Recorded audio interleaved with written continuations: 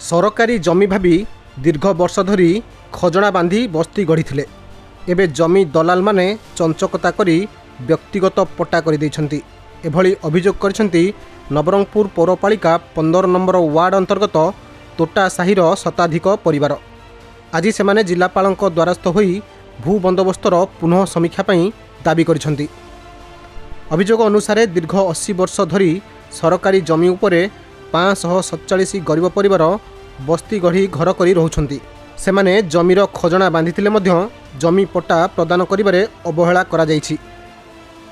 मुई आसिकरी 80 वर्ष हेलानी मते एबे 60 हेलानी मो सासु ससुर एठी मरि गलेनी मोर सासु ससुर बहु कर आनले 80 वर्ष ई गलानी एठी हम आछू हमको पट्टा काहे दिया जाउ नै आरोटू से पटे पट्टा दिया हैला हमर ई पटे पट्टा दिया हो नै केते तर आइलोनी कलेक्टर ऑफिस एटा संगे 3 तर 4 तर आसलुनी को कलेक्टर भी बुझु नै हम कथा।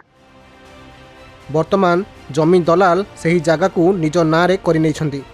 एही प्लॉट मध्यरे जागा मिशन रे 133 परिवार को जमी पट्टा दिया जायथिबा बेले बळका 547 परिवार को जमी पट्टा मिली नाही। तेणु एहार तदंत करी गरीब परिवार को जमी पट्टा प्रदान करने को बासिंदा माने दाबी करछंती। जिलापालक अनुपस्थिति रे डेप्यूटी कलेक्टर को बस्ती बासिंदा दाबी पत्र प्रदान करछंती।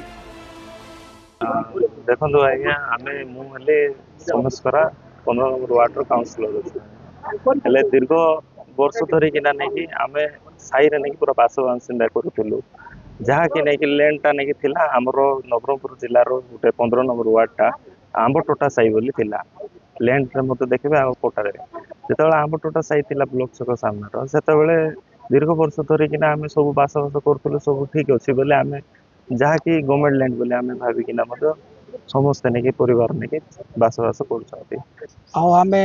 आसीलु कलेक्टर आज्ञा को आम ग्रीवेंस जनवाई कलेक्टर आज्ञा नथिबारु आमे आमर दाबी पत्र आमे डेप्यूटी कलेक्टर को देइछु।